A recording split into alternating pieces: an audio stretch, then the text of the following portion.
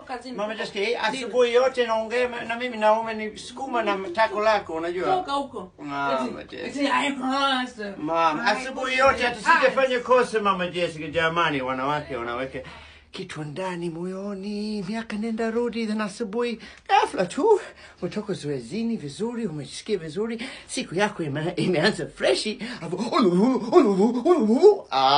Mama Jessica ameruka, anaendelea kuongea, hata simsikie siri ya kudumu na mwanamke.